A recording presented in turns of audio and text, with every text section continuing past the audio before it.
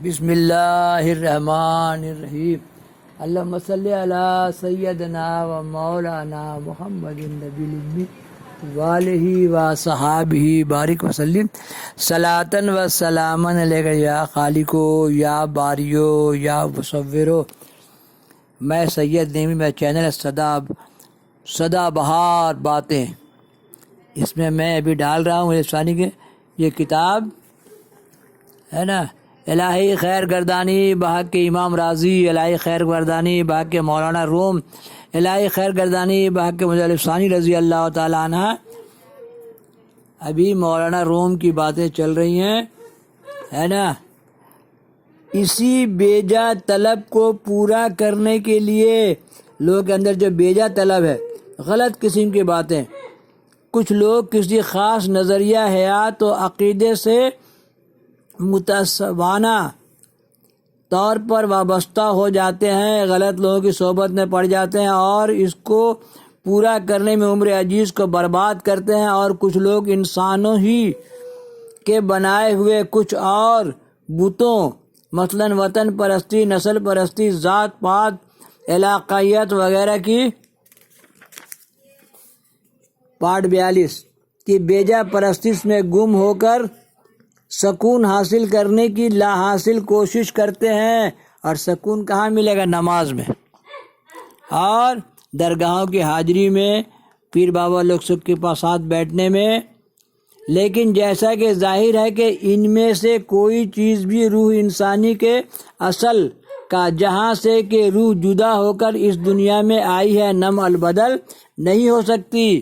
عیسیٰ روح اللہ، سب اللہ کی روح ہے، کیونکہ ایک کے نور کے دوجے ٹکڑے احمد اور محمد، اور نور مصطفیٰ صلی اللہ علیہ وسلم سے اللہ نے اس کائنات کو سجایا۔ اب میرا ایک چینل ہے محمد قصاص الانبیاء، اس میں نے نورنامہ ڈالا ہوا، نورنامہ پارٹ بائی پارٹ۔ ایسی زندگی کو دنیا پرستی کی زندگی کہا جا سکتی ہے۔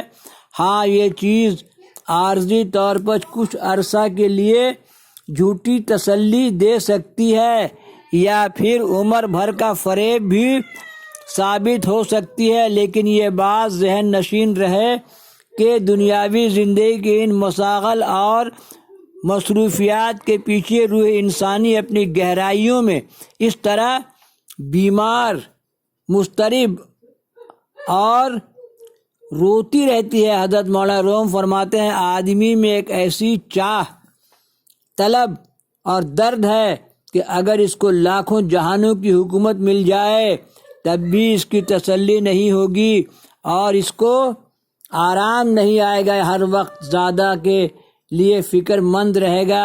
لوگ نہایت محنت و مشقت سے مختلف پیشوں، صنعتوں اور بڑے بڑے عہدیداروں کے لیے رات دن کوشاں رہتے ہیں، صرف نحو، فقہ، علم، نجوم اور طب وغیرہ کی تحصیل کرتے ہیں، اور ذرا بھی آرام نہیں کرتے، کیونکہ جو چیز مقصود زندگی تھی وہ حاصل نہیں ہو سکی ہے، اور نہ اس کے لیے طلب و کوشش ہی کی گئی ہے۔ اس لیے کہا گیا، ریڈ نماز ٹیچرز اللہ، نماز پڑھو، سجدے میں سر رکھو، اللہ تعالیٰ پورا علم عطا کرے گا۔ نماز مومن کی معراج ہے، اور آپ سجدے کا معراج آسمان پر ہوا، ہم سجدہ میں سر رکھتے ہیں، اللہ تعالیٰ ہم لوگ کو علم بتاتا ہے۔ ریڈ نماز ٹیچرز اللہ۔ آخر محبوب کو دل کو آرام کہا جاتا ہے، آخر محبوب کو دل آرام کہا جاتا ہے، یعنی دل کو اس سے آرام ملتا ہے تو بھلا پھر کس غیر سے اس کو کیوں کر آرام و قرار حاصل ہوگا۔ حضرت مولانا روم کتاب فقہی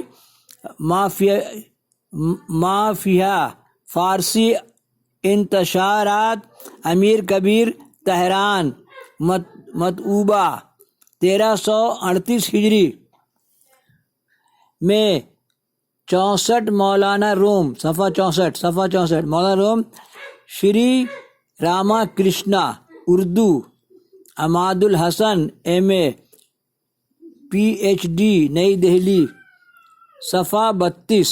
اس طرح یہ بات سامنے آ جاتی ہے کہ حقیقت الہیہ جو کشش روح انسانی کے لیے رکھتی ہے، در حقیقت عشق اور بھکتی کا بنیادی سبب ہے۔ خود روح انسانی میں حقیقت الہیہ سے دوبارہ ملنے کا جو جذبہ اور طلب ہے وہی عشق اور بھکتی کے نام سے معنون ہے۔ چونکہ روح انسانی دنیا میں گرفتار اور قیدی ہے اور مایا کے سبب فریب کا شکار ہے، اس لیے اس کے لیے خدا کے خاص فضل و کرم اور توفیق کی ضرورت ہے کہ روح کا یہ جذبہ طلب خدا کی طرف مرکوز ہو جاتا ہے۔ جب دنیا کی دوسری چیزوں سے ہٹ کر روح انسانی کی یہ طلب محض ایک نقطہ یعنی صرف خدا ہی کی طرف مرکوز ہو جاتی ہے اور روح اپنے اصل مقصد وصل الہی کو پہچان لیتی ہے، تو اس کا جذبہ، وفاداری، درد اور شوق بھی قوی تر ہو جاتا ہے۔ ایسی صورت میں یہ جذبہ حضرت صوفیہ کرام کی زبان میں عشق اور ہندو مذہب میں بھکتی کے نام سے یاد کیا جاتا ہے۔ اسی معنوں میں مولانا روم سری راما کرشنا جی کے عشق اور بھکتی کے اصطلاحات کو استعمال کیا ہے۔ وویکانند نے بھی اسلام کے بارے میں بہت ساری باتیں لکھی ہیں جو میرے پاس انشاءاللہ ڈالیں گے۔ پارٹ 143 اصل میں کیا ہے کہ باطل کو معلوم نہیں ہے کہ اللہ کو راضی کرنے کے لیے کیا کرنا ہے۔ ہم لوگ کو تو معلوم ہے نماز پڑھنا ہے نا، نماز مومن کی معراج ہے۔ ریڈ نماز ٹیچرز اللہ۔ جب آدمی نماز پر کھڑا ہوتا ہے تو اللہ تعالیٰ سے اس کا کلام شروع ہو جاتا ہے۔